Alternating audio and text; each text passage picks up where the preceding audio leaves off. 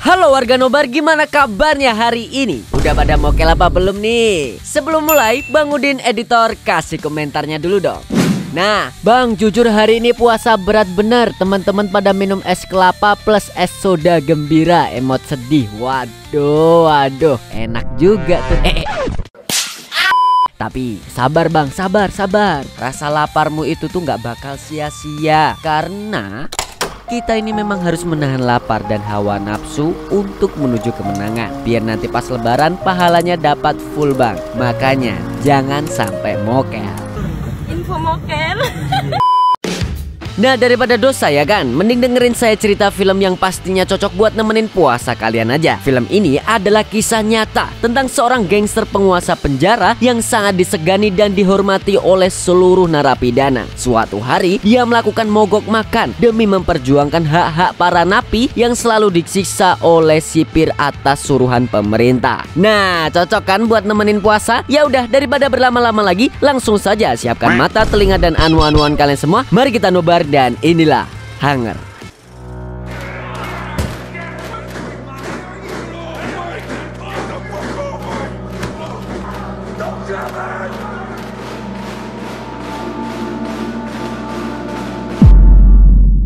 Berlatar tahun 1981, kita dijelaskan tentang sebuah kelompok paramiliter bernama IRA atau Irish Republican Army. Kelompok ini ingin mempersatukan Irlandia dan ingin merdeka dari Inggris Raya. Namun pemerintah Inggris Raya menangkap banyak anggota dan petinggi IRA yang dianggap membuat masalah. Biar gampangnya nih, kalau di Indonesia ini IRA mirip seperti PKI yang dianggap ingin menguasai negara. Padahal niat mereka sebenarnya baik. Pemerintah Inggris pun akhirnya mencabut status politik semua anggota IRA, terutama yang sudah ditangkap dan dipenjara. Hal ini membuat para aktivis IRA di Lapas Maze terpaksa melakukan rentetan aksi protes.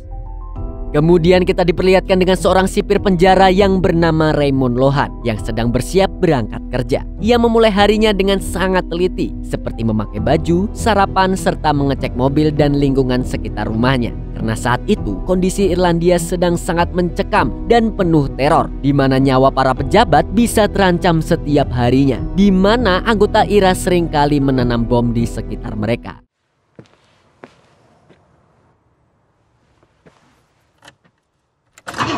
Di jalan menuju lapas, berita dari radio mobil sedang membicarakan tentang aksi para tahanan yang melakukan aksi mogok berpakaian dan mandi. Aksi ini sering disebut sebagai no wash protest, di mana para napi yang merupakan anggota IRA menolak untuk pakai seragam lapas dan gak mau mandi. Ya ampun, baunya, bau dong itu pasti. Setelah sampai di penjara, sipir Raymond yang terlihat muak dengan situasi politik saat itu langsung menuju lokernya. Ia pun mengambil seragamnya dan bersiap melakukan tugas di penjara tersebut. Namun tak seperti teman-temannya yang lain, ia hanya bisa memendam perasaannya sendiri yang sangat kesal dengan cara menyendiri. Dia sebenarnya sudah tidak mau lagi kerja jadi sipir. Apalagi dia selalu diperintah untuk menyiksa para napi IRA. Saking seringnya tangannya jadi sering terluka.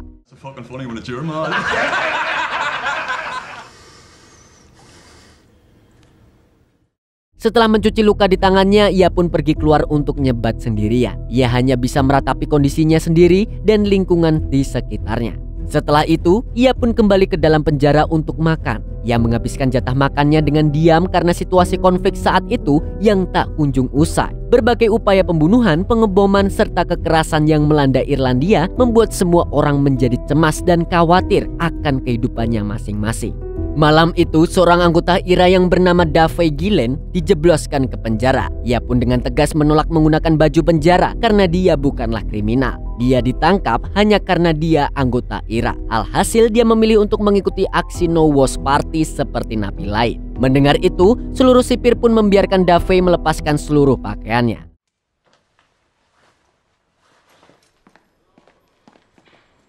Kemudian dia dimasukkan ke dalam sel tapi kondisi wajahnya sudah babak belur dan sepertinya dia baru saja dipukuli oleh para sipir. Di dalam sel, ia melihat kondisi ruangan yang sangat kotor, di mana kotoran manusia memenuhi dinding dan lantainya. Ternyata ia berada di satu sel yang sama dengan anggota IRA lainnya, yaitu Gary Campbell. Rupanya para anggota IRA memang sengaja mengotori sel mereka untuk membuat pihak penjara menjadi marah.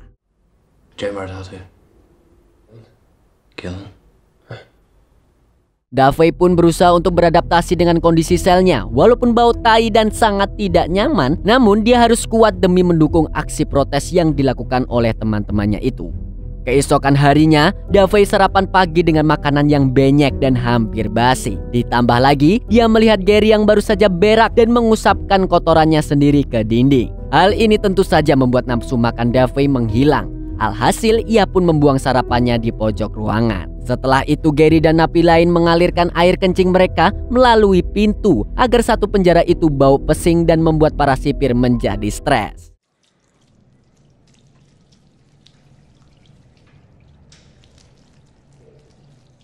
Nah, ini nih bisa ditiru kalau lagi demo di depan gedung DPR. Berakin aja, bos. Hehe.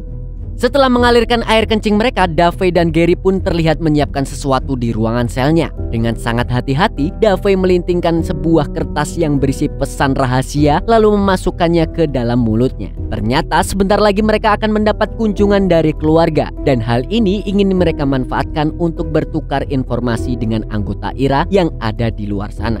Kemudian setelah menunggu beberapa saat, Davey dan para napi yang lain dibawa keluar dari selnya untuk menerima kunjungan. Di sini para napi dipaksa mengenakan pakaian rapi agar seolah-olah pihak penjara memperlakukan mereka dengan baik. Ya, dimana-mana emang pejabat ini sukanya pencitraan ya.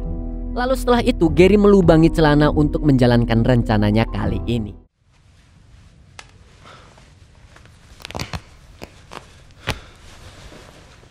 Mereka lalu bertemu dengan pasangan serta keluarganya masing-masing. Dengan pengawasan yang ketat dari para sipir, pacar Gary diam-diam mengeluarkan sebuah radio kecil dari celana dalamnya. Gary pun menerima radio itu dan memasukkannya ke dalam celana yang sudah dia lubangi tadi. Sedangkan Davey memberikan surat rahasia ke pacarnya dari bibir ke bibir.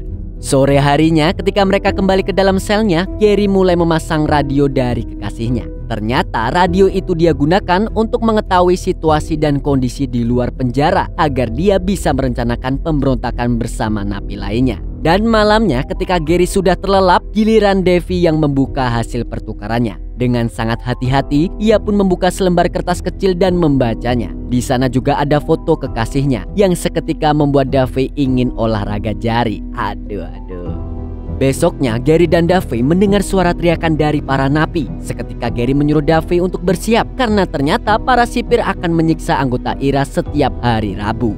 Dan salah satu napi yang disiksa hari itu adalah si penguasa penjara yang bernama Bobby Sands. Dia adalah orang yang memimpin gerakan protes para anggota IRA. Dan sekarang sipir Raymond menghentikan aksi protesnya dengan cara mencukur rambut dan memandikannya secara paksa.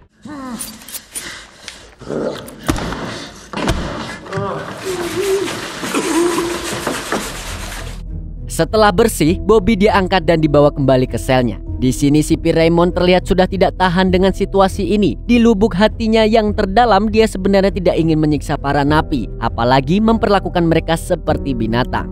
Semenjak Bobby dimandikan, aksi protes para napi pun resmi dihentikan karena ketua mereka sudah dibungkam. Alhasil semua napi terpaksa mandi dan bersih-bersih. Dengan memakai baju hazmat, seorang petugas sipir memasuki setiap sel untuk membersihkan dinding yang penuh tai.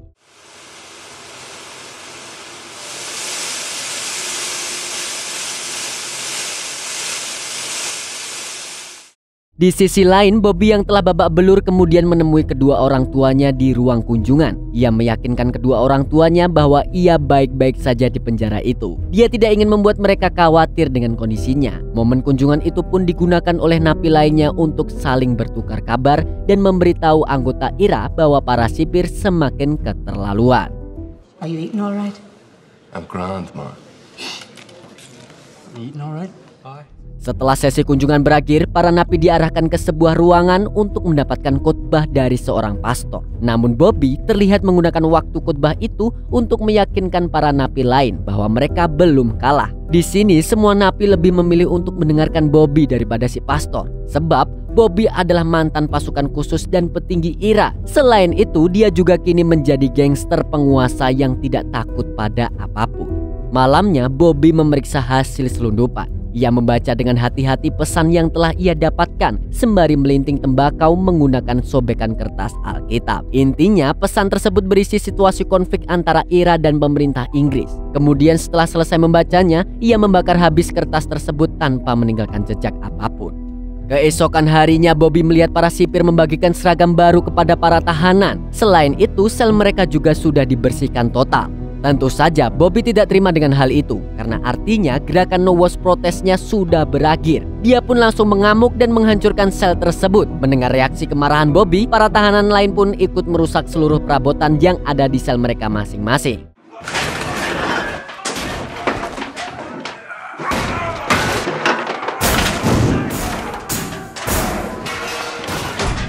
Ini membuktikan bahwa Bobby sangat berpengaruh bagi napi lainnya. Pihak penjara yang sudah muak pun mendatangkan pasukan militer untuk berjaga di depan sel mereka. Pasukan ini lalu membuka sel satu persatu ruangan, kemudian langsung mengajar Bobby CS dengan sangat keji.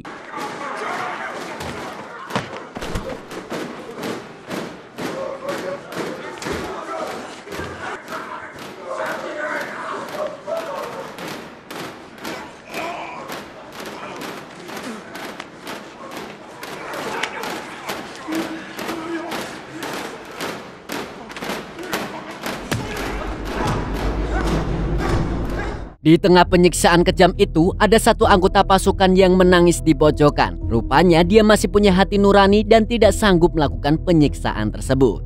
Apalagi para anggota IRA bukanlah kriminal. Mereka hanya orang-orang yang ingin mempersatukan Irlandia yang sedang berkonflik. Dia merasa bahwa pemerintah sudah berlebihan dan memperlakukan mereka seperti binatang. Keesokan paginya, setelah merasakan keos di tempat kerjanya, sipir Raymond pergi mengunjungi ibunya di panti jompo. Ia membawa bunga untuk sang ibu. Namun ketika hendak berbincang dengan ibunya, tiba-tiba ada anggota IRA yang datang dan...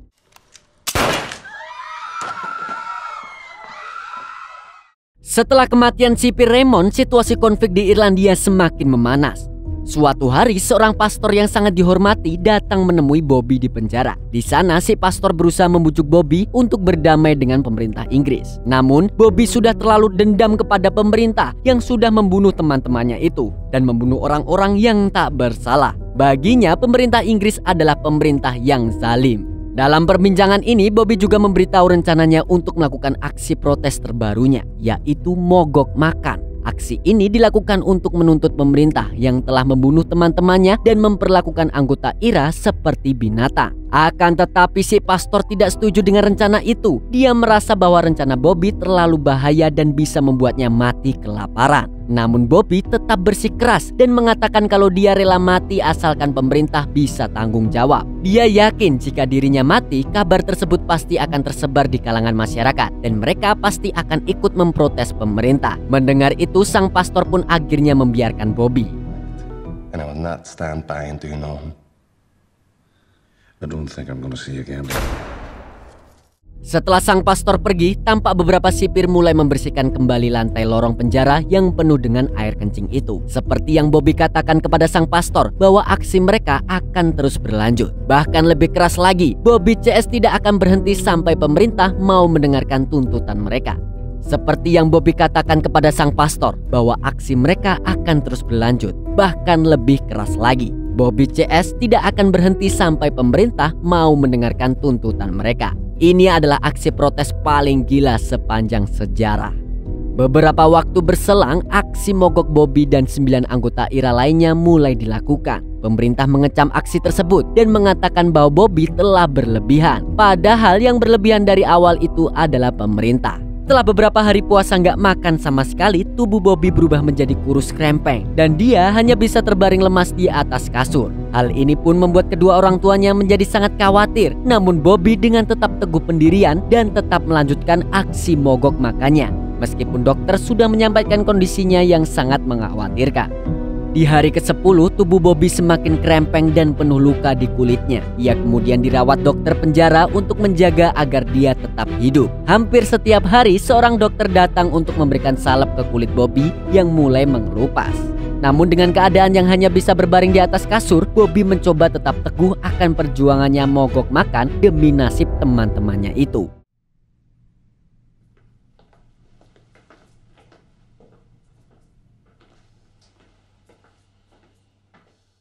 Para dokter tampak cemas dan sangat khawatir ketika melihat Bobby yang mulai muntah darah di kloset. Ia kemudian dengan sigap langsung membantu Bobby kembali berbaring di atas kasur. Pak dokter dan beberapa perawat masih setia membantu serta merawat Bobby karena di lubuk hati yang terdalam mereka yakin bahwa Bobby sedang memperjuangkan kebenaran. Bobby kini hanya bisa terbaring lemas di atas kasur dan mulai sering berhalusinasi. Ia beberapa kali membayangkan dirinya sewaktu kecil yang datang melihat kondisi tubuhnya sekarang. Dulu Irlandia terasa sangat damai, tapi sekarang pemerintah membuat mereka menjadi menderita. Seiring berjalannya waktu, ia mulai tidak bisa membedakan mana realitas, mana imajinasinya sendiri. Hal ini diakibatkan karena beberapa indera miliknya mulai kehilangan fungsinya. Tuh lihat, si Bobby aja kuat nahan lapar puluhan hari. Masa kita yang cuman puasa sampai maghrib aja bisa kalah? Gimana sih? Harus kuat dong menahan puasa. Suatu hari ada seorang dokter yang menghampiri Bobby. Rupanya dokter satu ini memiliki tato Ira di tangannya. Dia berusaha memberi semangat pada Bobby dan meyakinkan kalau perjuangannya tidak akan sia-sia. Sejak hari itu sang dokter selalu menemani Bobby. Bobby yang masih melanjutkan aksi mogok makannya pun makin hari makin lemah. Dia jadi lebih sering berhalusinasi. Bahkan Pak dokter pun mulai melakukan perawatan khusus kepada Bobby.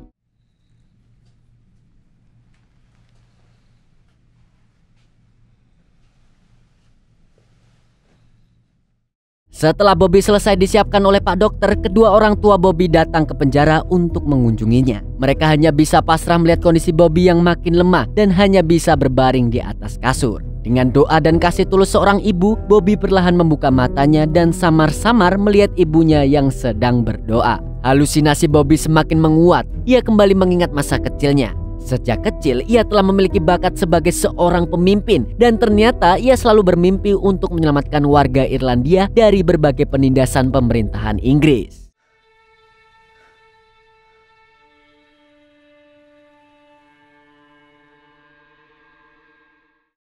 Singkat cerita, setelah melakukan mogok makan selama 66 hari, akhirnya tubuh Bobby sudah tidak bisa menahan rasa lapar dan malaikat maut pun menjemputnya.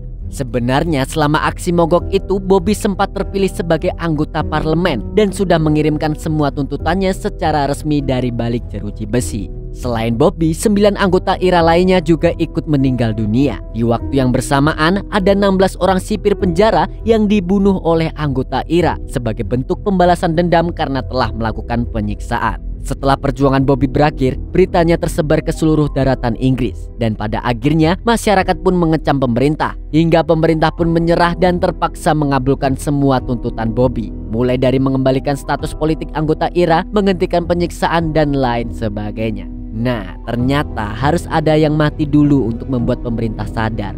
Mau sampai kapan? Mau sampai kapan? Dan film pun tamat. Nah, film ini mengajarkan kita bahwa memegang teguh sebuah pendirian dan dengan ikhlas memperjuangkan pendirian itu sangatlah berharga. Apalagi ketika semakin banyak godaan yang datang untuk membatalkan perjuangan kita tersebut. Ingat, untuk memenangkan sesuatu, kamu harus menderita dulu. Sama seperti umat muslim yang harus menahan lapar selama 1 bulan sebelum mendapatkan kemenangan di hari raya. Jadi tolonglah ya, bersabar sedikit. Masa sama es kelapa, es durian aja kegoda. Aduh, yang penting jangan kegoda sama tangga sebelah lah. Dan segitu dulu dari Mas Buran Sang Kecomania. Yang mau request film silahkan tulis di komentar. Dan jangan lupa untuk like, comment, dan subscribe. Sampai jumpa di video selanjutnya. Bye-bye.